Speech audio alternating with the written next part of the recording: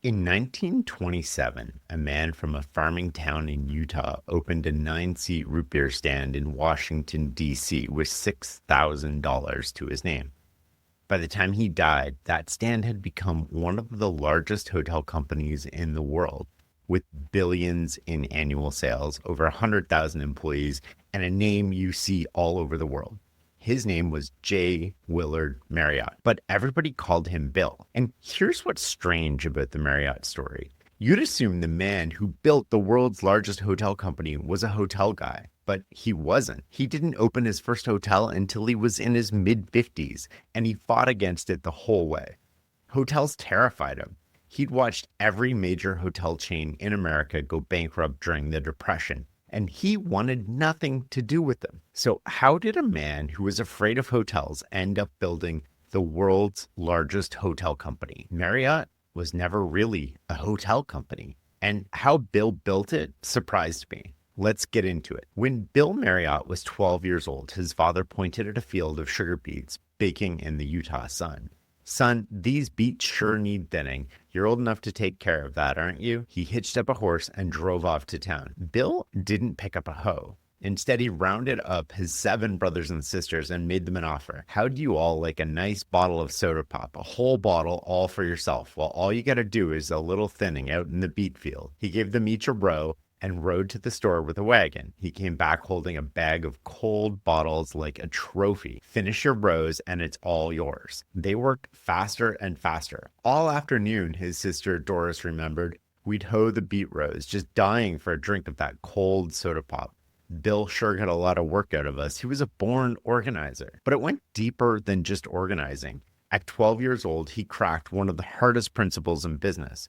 If a job is too big for one person, don't work harder. Find the right incentive and let other people help you carry it. To understand how a kid thinks this way, you need to know where he came from. Marriott Settlement, Utah was a tiny farming community named after Bill's grandfather, who had trekked west with the Mormon pioneers. Life was simple and hard, planting and harvesting, bitter cold and baking heat. Bill's father, Will, raised horses, but when a sugar factory went up about a mile south of the farm, he didn't keep doing what he'd always done. He switched the whole operation to sugar beets. He grew huge acreages and sold the beets to the factory for processing, then carted back the leftover pulp to feed the livestock. Bill was young, but he was watching. His father never talked about strategy. He just showed what it looked like to read a changing landscape and move toward it instead of away from it. His father had another instinct worth noticing. He believed in giving his children real responsibility early without any instructions. "When I was a little fellow," Bill said later, "my father always gave me the responsibility of a man.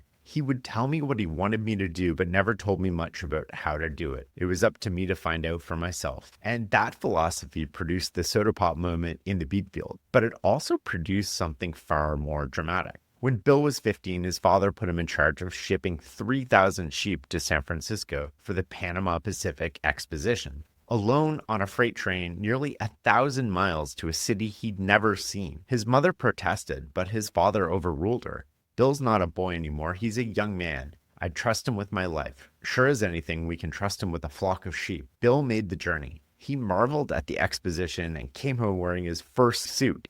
But the real thing he brought back was more important than a new suit. It was the knowledge that he could handle whatever got thrown at him because somebody had trusted him with something that mattered before the world said he was ready. After a 2-year Mormon mission in the eastern states, Bill stopped in Washington, D.C. on his way home. It was 1921 at the time, late summer, and the heat was brutal. That's when he noticed a pushcart peddler selling lemonade and ice cream to tourists. The man would roll down the street and get cleaned out in minutes. Then he'd rush off, restock, and do it all over again. Bill stood there and watched him make trip after trip, and he kept thinking about that scene over and over. He filed it away and headed home to Utah. But what he found there changed everything. His father owed the bank $50,000. Every farmer in the valley was in the same position, all borrowed to the hilt, all tied to market forces that had collapsed after World War I. Bill looked at it clearly and saw the math for what it was. His father would work this farm for the rest of his life, not for himself, but for the bank. It wasn't a question of effort. Will Marriott worked harder than anybody Bill knew. The problem was the game itself. When you can't control the price of your crop and you can't control the weather, the system owns you. That understanding would stay with Bill forever. This instinct to never build a life that depended on forces he couldn't influence. The way out of this was education, but there was a problem. Bill hadn't even finished high school. So he went to see Aaron Tracy, a professor at Weber College who remembered the boy from middle school. Tracy bent the rules and admitted Bill despite the missing credits. More than that, though, he found him campus jobs and set him on a path that would lead to the University of Utah. By the time Bill finished his degree, two things had crystallized. He was good at selling, but he wanted to build something of his own. And he couldn't shake the image of that pushcart peddler in Washington. Bill Marriott wanted to be that man. But back in Utah, he was courting a woman named Alice Sheets. She was smart and hardworking, and she had a better head for numbers than he did. He'd eventually marry her, and that would turn out to be one of the best decisions he ever made. But we'll get into that. Around the same time, Bill started visiting an A&W root beer stand in Salt Lake City. The place was always packed. Most people would just enjoy their drink and moved on, but Bill couldn't help himself. He started asking questions. How many mugs a day do you sell? 5,000 at a nickel a piece. He did the math and realized the owner was earning more in 4 summer months than most businesses made in an entire year, selling 5-cent root beer. And that's when the image of the pushcart peddler flashed back. Washington, D.C. gets hot in the summer, but D.C. didn't have an A&W. So in early 1927, Bill secured the franchise rights, partnered with a friend named Hugh Colton, and together they scraped together $6,000, rented 8 feet of frontage from a baker on 14th Street, and installed a 9-stool counter A&W. It wasn't a restaurant. It wasn't even close. It was 9 stools and a root beer tap. They opened on May 20th, 1927. And by pure luck, that same day, Charles Lindbergh took off for Paris. Customers kept coming in asking what was happening with the flight. So Bill ran out and got a radio. And now people had a reason to sit, drink root beer, and stay. The crowds were enormous. By the end of the first summer, sales were soaring. And that financial management, Alice bought a small red ledger with 4 headings: date, receipts, expenditures, balance. That was the whole system. As long as we were taking in more than we spent, Bill said, I knew we were doing all right. There's something almost painfully simple about it, but simple isn't the same as easy. The crowds that had lined up in July disappeared by October. Most A&W franchises at the time just closed for the winter, hoping customers would remember them come spring. Bill didn't like that idea. If he closed, people might think he was gone for good. Plus, he had borrowed money to repay and capital sitting idle. He knew he wouldn't sleep if he went without cash for 8 months. So instead of accepting it, he asked a better question. What do people want in the winter? And the answer was obvious: warmth and hot food. Bill and Allie had grown up on Tex-Mex, chili, and tamales, foods popular in the Southwest, but almost unknown in the East Coast. Bill saw the solution: hot food in the winter, root beer in the summer, all from the same 9 stools. But Allie stopped him. You're forgetting something. The A&W franchise says we can't sell food. And she was right. They had a contract. If we're going to stay in business, we've got to, he told her. We can't get by on winter root beer sales. They won't even pay our rent. So 2 days later, he was out west talking to A&W founder Roy Allen in person. He came back with something no other franchisee had: a special authorization granted to him alone to sell food at a stand. Every other operator accepted the contract as written, but Bill went and just asked to change it. That's a pattern you'll see over and over in his life. Where other people saw a rule and stopped, Bill saw a conversation that hadn't happened yet. He realized that the person who wrote the rule might say yes if you actually showed up and just made a case to change it. So now he had permission. And then came the next problem. Where, Allie asked him, are we going to get our chef? Chef? What chef? We can't afford a chef.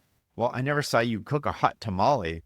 What Bill did next sounds almost comical, but it actually was brilliant and it worked. That afternoon, he put on his hat and walked down 14th Street until he reached the Mexican embassy. He knocked on the door and asked the chef for recipes. An hour later, he and Allie were on their way back to the root beer stand with a sheet of handwritten recipes in Allie's handbag. The chef had been enchanted by her fluent Spanish and her genuine interest in the food of his country, and said he'd be happy to help. He also connected them with a supply house in San Antonio for the proper beans, peppers, and spices, since no grocer in Washington carried them. Now Bill had the recipes, but he needed a restaurant. So he worked through the night like a carpenter. Out came the orange A&W barrel, in went a storefront, a plate glass window, a steam table, pots, and pans. When a friend stopped by and asked him how the hot shop was coming along, that gave them the name. Allie thought it was too plain, so Bill added another P and an E, Hot Shop. Allie said, "That's so bad, it's good." It stuck. They hired a man to carve barbecued beef right at the front window where passerbys could see them and smell it. And it worked like a charm.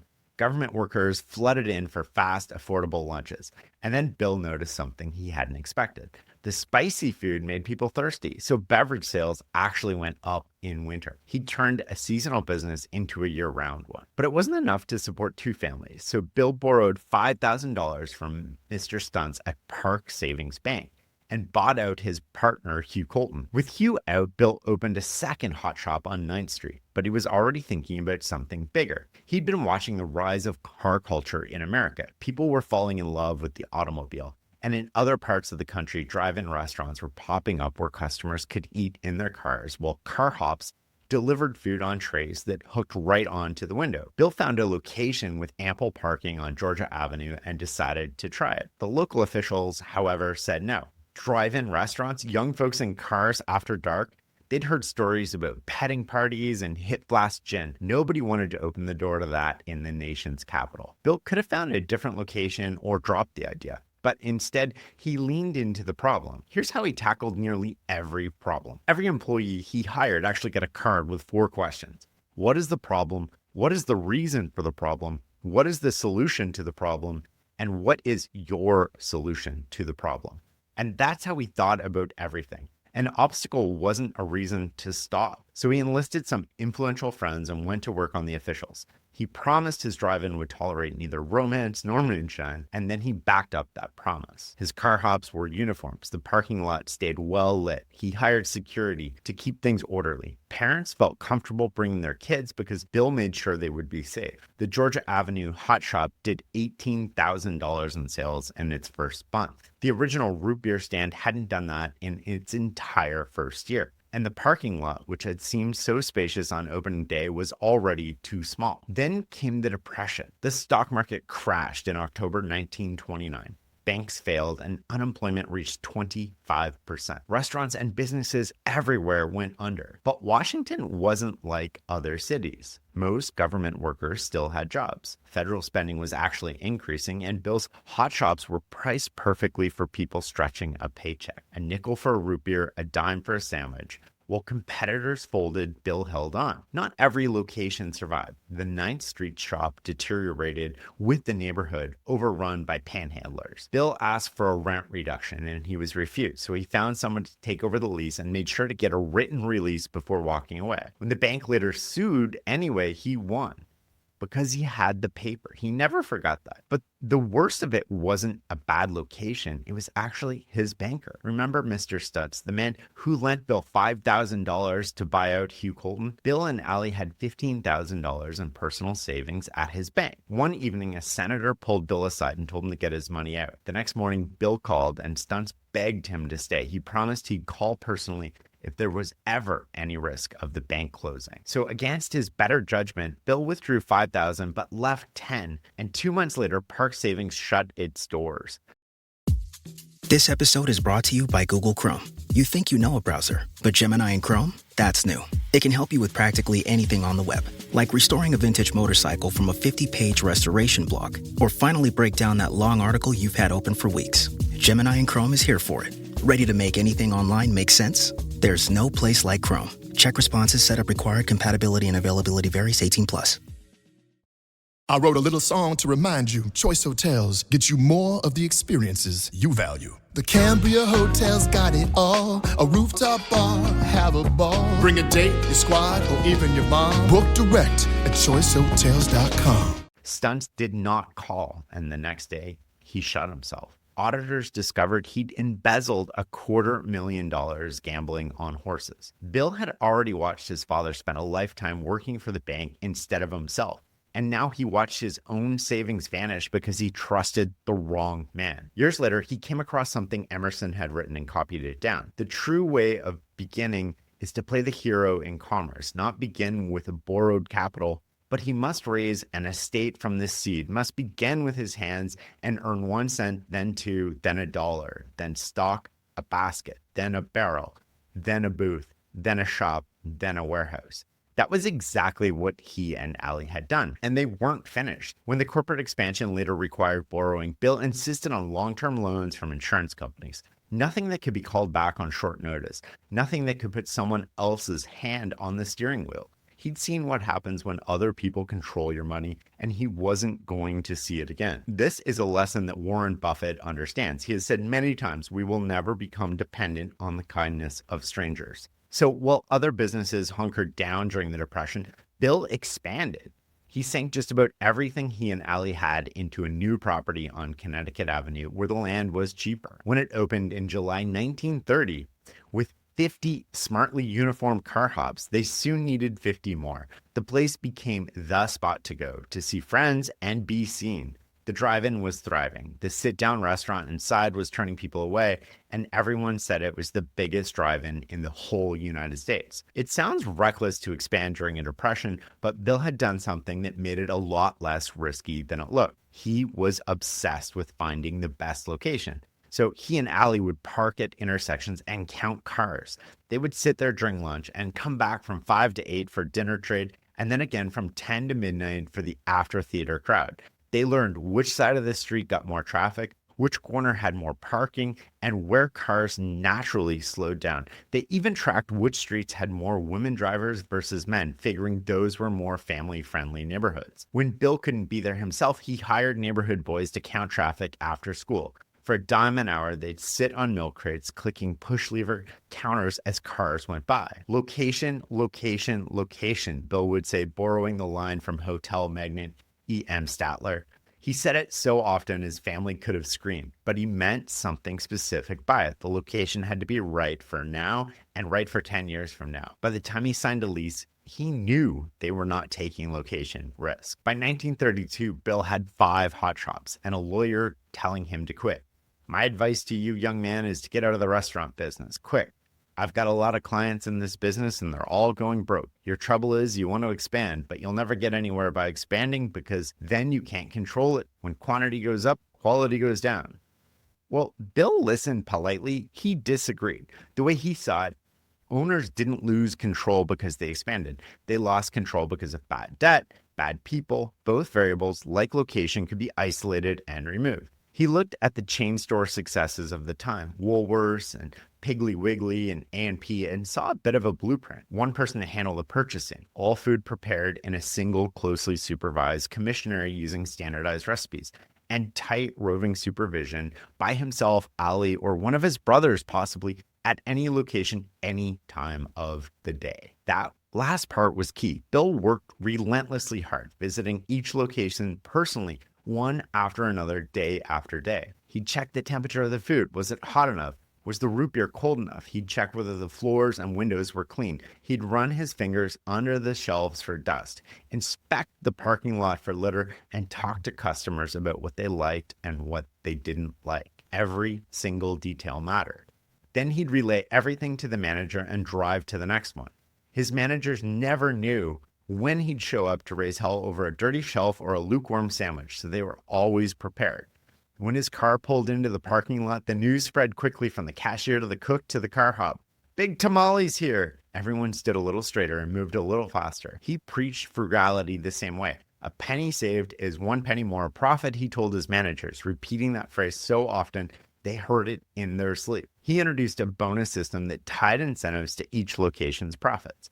Managers felt like part owners and began to act accordingly. One manager began checking the gas and the electric meters weekly, looking for inefficient refrigerators and lights that were left on overnight. That manager got the largest bonus of the year. The next year, every manager in the company was checking meters. Expenses went down across the board and profits flowed into both Bill's pocket and his employees. And he built a test kitchen where they designed and tested recipes for quality, taste, and ease of preparation. When a new menu item launched, he tracked the sales. If it was unpopular, it got yanked. He installed air conditioning at every location in January when prices were low. And then the following summer, sales went up at every single one. Food costs were climbing through the 1930s, but Bill knew he couldn't pass them along to customers without losing them. Times were tough. This was the Great Depression after all. But he had to cut costs somewhere. Many businesses at the time started with wages, but Bill refused. He paid well and expected everyone to help reduce operating costs in return. That was the deal, and it worked because people could see he meant it. He started profit sharing and medical benefits long before most companies did, before any New Deal legislation required it, and he did it during the height of the Depression. He and Ali gave every employee a Christmas present, a day's pay for each year of service. The longer someone stayed, the larger their annual gift. And then there were the smaller things. When a car hop won the Washington City Golf Championship but couldn't afford the trip to the regionals, Bill paid his way. When a chef needed $200 for an eye operation, Bill paid for that too. He treated his employees like family, and he included his actual family in the company. Just as he'd done years earlier when he incentivized his brothers and sisters with soda pop to thin sugar beet rows, he now brought his brothers into the business and trusted them to manage their own pieces of it. One Marriott executive later put it, "Marriott believes that the customer is great, but you come first. Mr. Marriott knows that if he takes care of his employees, they'll take care of the customers." Hot shop number 8 was near Hoover Airport. The manager noticed that pilots and passengers kept stopping in to eat before their flights, often enough that he mentioned it to Bill the next time Big Tamale came through. Bill called Eastern Air Transport the next day. Commercial aviation in the 1930s was rough. Planes were small, noisy, bumpy. The food on board, if you could call it that, was maybe a cold sandwich wrapped in wax paper. Airlines had no kitchens or infrastructure to feed anyone. They knew they needed food for their customers, but they didn't have a solution. So Bill proposed something simple. What if Hot Shop prepared fresh box lunches and delivered them plainside before takeoff? Marriott would handle everything. Eastern said yes. The first meals were pretty basic: a ham, cheese, or chicken sandwich, a small carton of coleslaw, and a frosted cupcake, and maybe an apple. Hot coffee and cold milk came in thermoses and jugs. Deliveries arrived in company-issued orange panel truck with hot shops on the side. What started out needing only one person soon required 6. Bill handed the operation off to his brother Paul and asked him to see what he could accomplish. This involved preparing large quantities of food, packaging it for transport, and coordinating with constantly changing flight schedules. It was as much about logistics as it was about cooking. But Bill had been doing food at scale for years. The commissary, the standardized recipes, the quantity controls, all of it transferred. Within months, they were catering 22 flights a day for Eastern and American Airlines.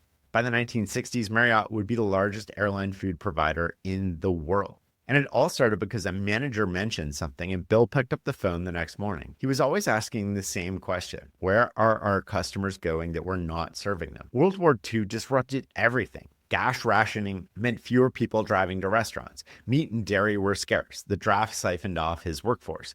Many businesses were just trying to survive one more day. But Bill was asking himself a different question. Where are the people now and what do they need? And the answer was in the war plants. War production was creating massive concentration of workers in factories and government complexes. Tens of thousands of people working around the clock on 3 shifts, all of whom needed to eat. For months, Bill and his brother Woody spent their spare time talking to people in government agencies and factories, figuring out how to serve them. The model they landed on was simple. The agency provides the facilities, Marriott provides the organization, management, and food. Their first customer was the Engineering and Research Corporation in Riverdale, Maryland, with 3,000 workers producing radar components. Marriott fed all 3 shifts from rolling lunch wagons that went from section to section through the plant. Then came the Naval Communications Annex Cafeteria, feeding thousands daily. Then the apartment house catering at the McLean Gardens complex. It was the same instinct that put him on the phone with Eastern Air Transport and the same instinct that turned a root beer stand into a restaurant when winter came. The business changed shape every few years, but the underlying question was constant.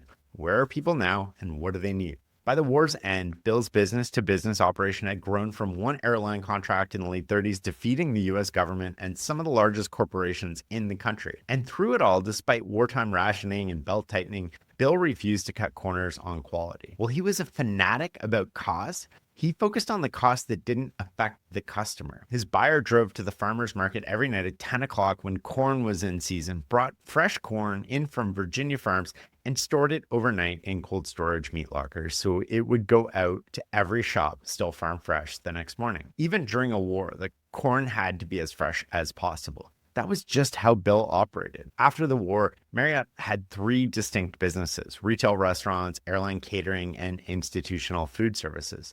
The businesses had different customers, different revenue patterns, and different contract structures. When one slowed down, the others carried it. There's a lot to be said for diversification. Don't put all your eggs in one basket. If a business slumps in one division, there are other divisions to carry it through. All businesses fluctuate. Diversification takes care of it. There was no master plan. It was just showing up to work, asking where customers were, and what he could do to serve them. By the end of the war, Bill was in his mid-40s. He'd been in business for nearly 2 decades, and without ever writing a management book or giving a lecture, he developed a set of operating principles that would carry him through the next 40 years. First, watch before you move. Bill never jumped into anything blind. He watched the A&W stand in Salt Lake City before opening one in DC. He watched pilots eating at the Hot Shop number 8 before calling Eastern Air Transport. He watched war workers before launching institutional feeding. He watched the cars drive by before opening a new location. Every major move started with his eyes, not his wallet. 2, serve the need, not the product. Bill was never in the root beer business. He was never in the restaurant business. He was in the business of feeding people wherever they happened to be. And because he saw things that way, it was easy to adapt when things changed. The operators who thought of themselves as root beer people stayed root beer people. How you identify yourself becomes a prison. 3, be boring on purpose. He standardized recipes, maintained obsessive cleanliness, and never lost sight of the basics. Bill's customers knew exactly what they'd get at any location, and that predictability built a brand no advertising budget could buy. 4, survive first and then grow second. Bill's father worked a lifetime for the bank. His banker embezzled his savings and shot himself. Those memories never faded, and Bill ran his finances accordingly. No downturn, no bad actor, and no called-in loan could kill him. That's why he could expand during a depression while his competitors were closing their doors. 5, take care of your people before your customers. In a service business, your product is delivered by human beings, and if those people feel disposable, your customers will feel disposable too. People who feel taken care of take care of other people. These 5 ideas sound simple because they are, but knowing them isn't the same as doing them every single day for 40 years. Keep them in mind because the next chapter of Bill's life tests them all. Now we arrive at the pivot that would define the Marriott name for the next century and why everybody listening to this podcast has heard of them. It almost didn't happen because Bill Marriott did not want to get in the hotel business. Hotels were capital-intensive real estate ventures that required massive upfront investment and enormous fixed costs. They were the opposite of everything Bill believed in. I couldn't help it, he said. I never forgot how just about every big hotel in the country went bankrupt in the Depression. But Bill's son, Bill Jr., saw something different. He saw the interstate highway system and the jet age creating a wave of demand for lodging, and he envisioned something called a motor hotel, a hybrid between basic roadside motel and the downtown luxury hotel. Drive-up registration borrowed from the Hot Shoppes drive-in model, but with real amenities, meeting rooms, restaurants, air conditioning, king-size beds, TVs in every room. Bill Jr. had been put in charge of the project and ran the final months of construction himself. The location was near the 14th Street Bridge in Arlington, Virginia, close to the Pentagon and the airport. Bill had bought the 8 acres years earlier for an office building, but as traffic patterns shifted to serve the newly built airport and the Pentagon, it became obvious this was something much bigger. If you flew into Washington and sat on the right side of the plane, you couldn't miss the Marriott property on final approach. It was the kind of location Bill had spent his entire life learning to spot. He just hadn't realized it was perfect for a hotel. In April 1955, Bill announced Marriott would build a 370-room motor hotel on the site, the largest in the world at the time. It would have air conditioning, soundproofing, drive-in registration arcades, and a glass-walled hot shop overlooking the swimming pool. The price tag was $7 million, which terrified him. The opening night of the Twin Bridges Marriott Motor Hotel in January 1957 tells you everything about who these people were. Despite being wealthy, running a company with thousands of employees, Bill, Allie, and Bill Jr. were up past midnight hanging guest room pictures. They weren't supervising other people doing it. They were doing it themselves, making sure every little detail was perfect. The hotel was an immediate success, and something clicked for Bill that he hadn't expected. I liked the hotel business, he said. You served the people so much more basically. You took them in, you provided them with food and shelter and safety and rest, which when you think about it was the same thing he'd been doing since 1927. Cold drinks for hot tourists, warm food for cold winters, meals for passengers, lunches for factory workers, and now shelter and rest for travelers. Bill Jr. was becoming the engine of the company. He was compulsively competitive. Kind of person who hated losing at ping pong. After the Navy, he joined the company in Washington and worked through every department. At 26, the board elected him executive vice president in charge of the new motor hotel program. His expansion plan called for 15% annual growth, financed by millions in debt. The company needed $2.7 million for a Philadelphia hotel. Then another $12 million within 2 years for Dallas, Boston, and Atlanta. Bill Sr. couldn't sleep. The company was plunging into debt, and it was Bill Jr.'s hotel division that was responsible. He'd been watching people go broke on borrowed money his entire life. There were days when he doubted his own effectiveness and knew he ought to step aside. But then he'd visit a new Marriott hotel, see the landscaping, and cheerfully bustle in the lobby. Those moments made him want to hold his job forever. What kept this from becoming destructive was Bill Sr. almost never completely stopped his son. Sure, he pushed back, questioned, lost sleep, and made his concerns known to everyone, but he allowed Bill Jr. to take risks while serving as a sounding board to mitigate the downside. The father provided the brakes, the son provided the engine. Together they moved faster than caution alone would allow, but more carefully than ambition alone would permit. The results were hard to argue with. Under Bill Jr., hotel sales increased tenfold as airlines and the interstate highway system sent a wave of travelers across the country. Hotels operated at 80 to 90% capacity, regardless of the season. The company broke the $100 million barrier in 1966 and kept climbing. By 1968, Bill Jr. could joke in the Washington Post that his father owed $2,000 when he first came to Washington in 1927, and now he owes $20 million, and that, he says, is progress. One of the most important documents in this story is a letter Bill wrote at 4 a.m, unable to sleep, the night before handing over the presidency to his son. It was January 20th, 1964. He lay in the dark thinking and then finally got out of bed, went downstairs to his study and turned on the reading lamp, and he found a pad of paper and a pen and wrote what was on his mind and his heart to say. And it goes like this. Dear Bill, I'm mighty proud of you. Years of preparation, work, and study have shown results. A leader should have character, be an example in all things. This is his greatest influence. In this, you are admirable. You haven't taken advantage of your position, my son. You remain humble. And then he added, it's not often that a father has a son who can step into his shoes and wear them on the basis of his own accomplishments and ability. Being the operating manager of a business on which probably 30,000 people depend on a livelihood is a frightening responsibility. But I have the greatest confidence you will build a team that will ensure the continued success of a business that has been born through years of toil and devotion by many wonderful people. And then Bill wrote down 15 guideposts distilled from 4 decades of building a business. 1, keep physically fit, mentally and spiritually strong. 2, guard your habits. Bad ones will destroy you. 3, pray about every difficult problem. 4, study and follow professional management principles. 5, people are number 1. Their development, loyalty, interest, team spirit. Develop managers in every area. This is your prime responsibility. 6, make crystal clear what decisions each manager is responsible for. Have all the facts, then decide and stick to it. 7, don't criticize people, but make a fair appraisal of their qualifications with their supervisor only. Anything you say about somebody usually gets back to them. 8, see the good in people and then try to develop those qualities. 9, if inefficiency cannot be overcome, find a job the employee can do or terminate now. Don't wait. 10, manage your time. Short conversations to the point. Make every minute count. 11, delegate and hold accountable for results.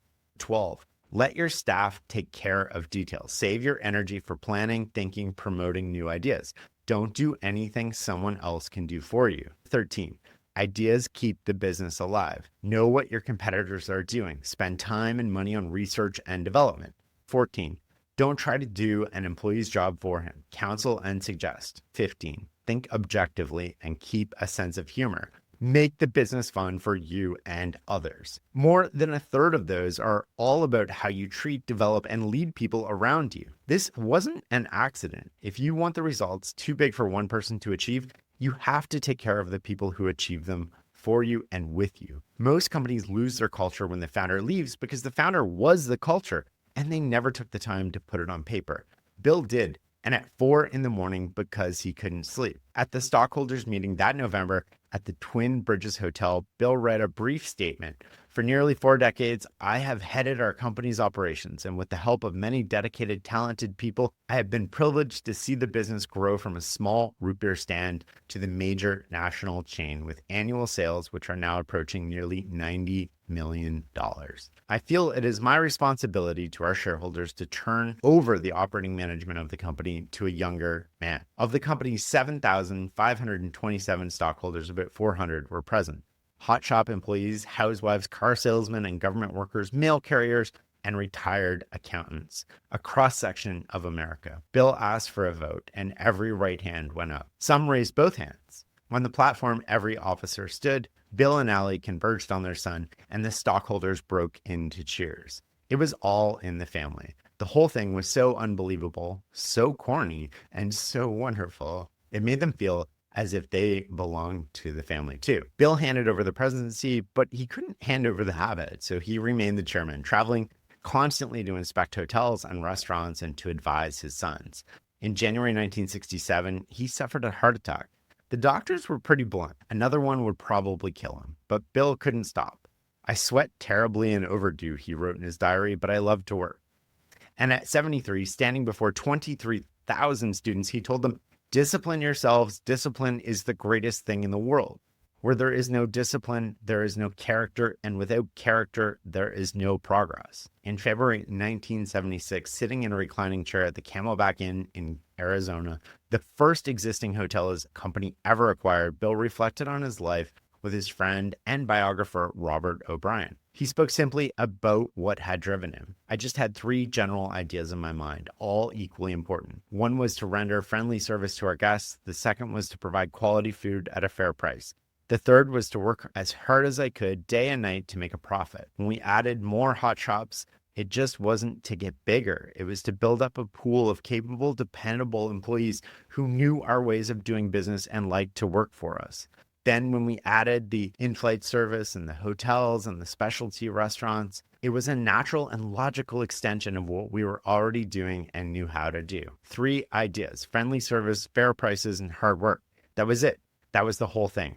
J. Willard Marriott died on August 13th, 1985 at the age of 84. He passed away peacefully after a cookout at his New Hampshire summer home. His entire family, except for 2 grandchildren, was with him. The company he built had over $4 billion in annual sales and more than 154,000 employees. President Reagan called J.W. Marriott a living example of the American dream. Reagan was right. But the reason Bill Marriott's dream outlived him, the reason it's still growing, still the name you see all over the world, isn't because he was a dreamer. It's because he was a builder. What started with 9 stools on 14th Street selling root beer has turned into billions in sales. While the results compounded, the principles stayed the same.